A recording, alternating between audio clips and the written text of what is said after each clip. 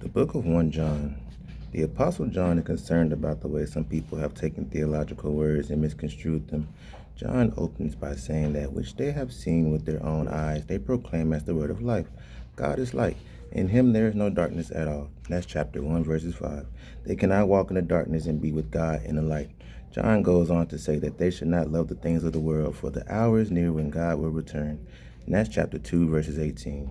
Instead, they should love one another. Chapter 3, verses 11. Just as Jesus loved them. Caring for one another in their needs. Chapter 3, verses 17. They should test the spirit to see if they are from God by this test.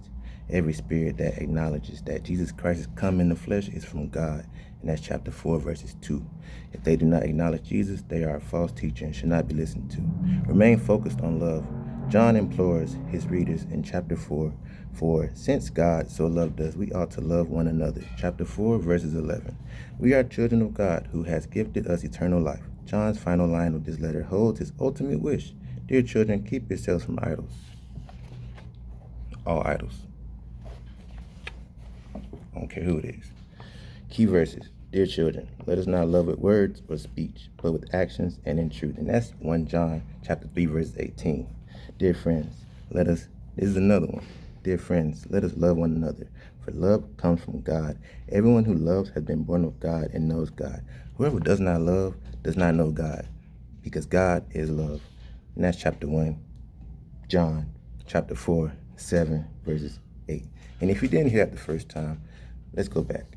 Key verses. Dear children, let us not love with words or speech, but with actions and in truth. And that's 1 John chapter 3, verses 18.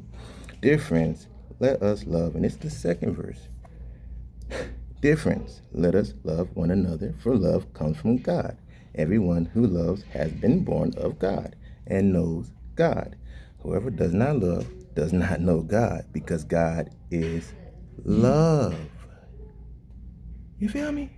Chapter 1, John. No, that's 1 John. Chapter 4, verses 7 through 8. Simple. I'm not done. Let's stay there. Important things from this entire page.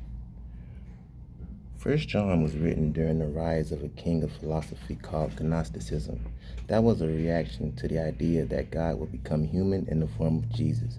Gnostics believed that matter was evil and could not accept that God would take on a material form.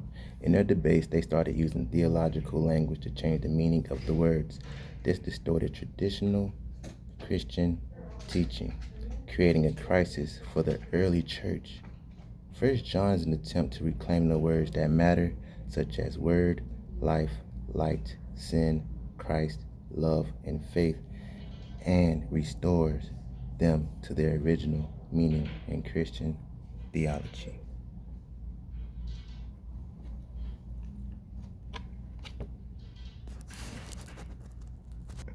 I'm back.